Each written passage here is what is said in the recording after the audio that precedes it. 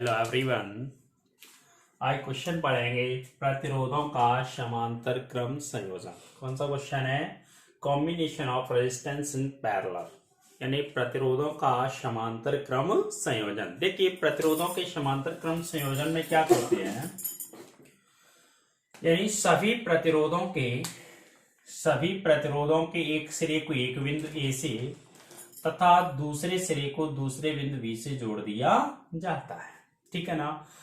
और इसको बिंदु ए का संबंध बैटरी के धन सिरे से तथा बी का संबंध एक कुंजी के से कर दिया जाता है। ए और बी के बीच में विभवांतर क्या होता है? वी होता है। विभवांतर क्या होता है? वी। ये ओटी में क्वेश्चन आ चुका है।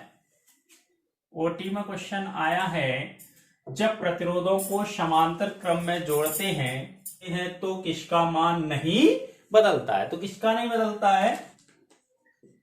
विभवांतर। किसका नहीं बदलता है बेटा? विभवांतर, यानी ए और बी के बीच में विभवांतर जो भी होता है उसका मान नहीं बदलता है। देखिए, पहले प्रतिरोध का मान है R1, दूसरे का R2, तीसरे का R3। पहले प्रतिरोध में बहने वाली धारा क्या है? I1, दूसरे में क्या है? I2 और तीसरे में क्या है? I3। देखिए, परिपथ में बहने वाली मुख्य धारा क्या है? I।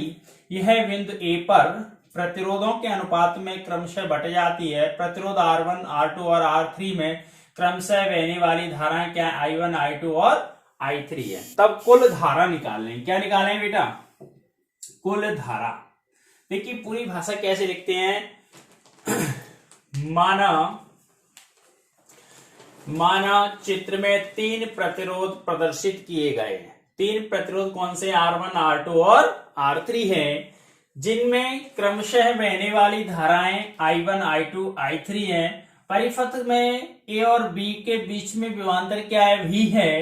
परिपथ में बहने वाली मुख्य धारा I है। I है वो बिंदु A पर यानी प्रतिरोधों के अनुपात में बट जाती है। R1 में I1, I2 और I3 धारा प्रवाहित होती है, ठीक है ना। और क्या करते हैं? सभी प्रतिरोधों के एक सिरे को बिंदु ए से और दूसरे सिरे को बिंदु बी से जोड़ दिया जाता है। इसी को क्या बोलते हैं? प्रतिरोधों का समांतर क्रम संयोजन कहा जाता है। अब देखिए, तब कुल धारा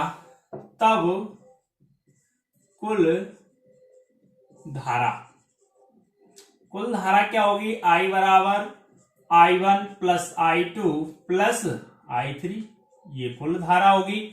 अब ओम भाई साहब का नियम क्या था? ओम एक भाई साहब थे, जॉर्ज साइमन ओम। उन्होंने क्या नियम दिया था? V अनुक्रमानुपाती I, यानी सिरों पर लगाया गया विभवांतर बहने वाली धारा के कैसा होता है? अनुक्रमानुपाती होता है, ठीक है ना। या V बराबर IR, ठीक है, जहां R क्या होता है? रेजिस्टेंस यानी प्रतिरोध होता है, जिसे चालक का प्रतिरोध कहा जाता है। अब देखिए, ओम के नियम से, काय के नियम से?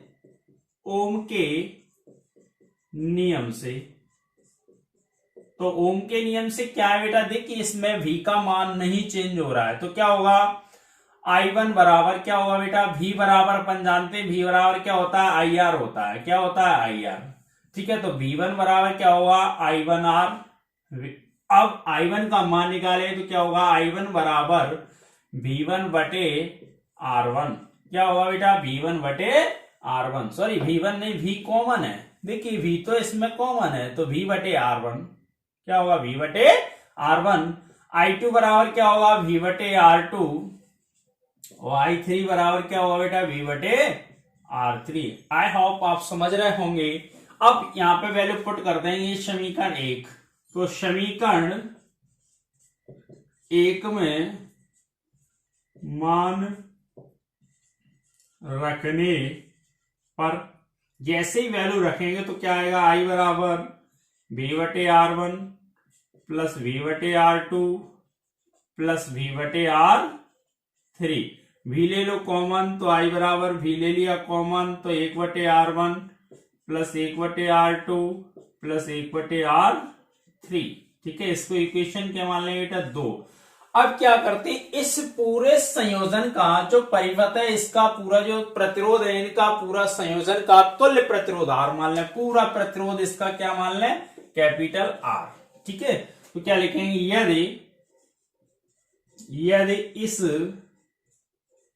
संयोजन का तुल्य प्रतिरोध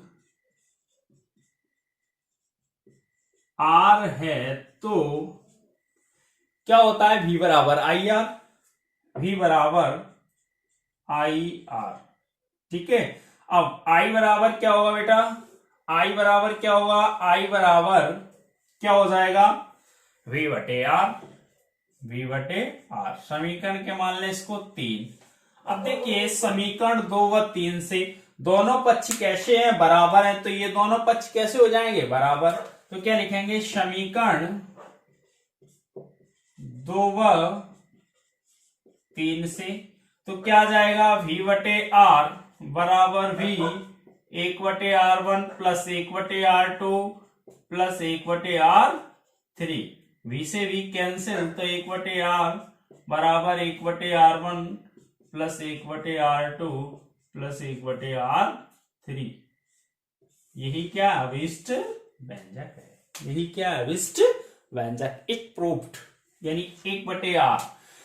देखिए अब याद करने का तरीका है, क्या तरीका है बेटा, प्रतिरोधों को जब श्रेणी क्रम में जोड़ते हैं तो ये फॉर्मूला आता है, ठीक है, और समांतर क्रम में जोड़ते हैं तो ये फॉर्मूला आता है 1 बटे R3। ठीक है, ये आपको सभी फॉर्मूले याद रखना है, यानी पैरेलल क्रम में जोड़ते हैं तो क्या आता है और सीरीज क्रम में जोड़ते हैं तो क्या आता है। ठीक है ना, आई होप आप समझ गए होंगे, यानी क्या लगाना है, ओम का नियम लगाना है। फिर इस संयोजन का कुल प्रतिरोध मान लें क्या है, R है, तो V बराबर आई आर, समीकरण 2 व 3 से सिद्ध होके आ जाएगा। ठीक है, आई होप बहुत सिंपल है, मक्खन की तरह। ठीक है ना, अगर आपको ये वीडियो अच्छा लगता है तो इसको शेयर और लाइक करें और अपने दोस्तों को पहुंचाएं, जिससे उनको भी फायदा हो सके। ठीक है ना, फिजिक्स वेरी इजी। ठीक है, ओके, थैंक यू।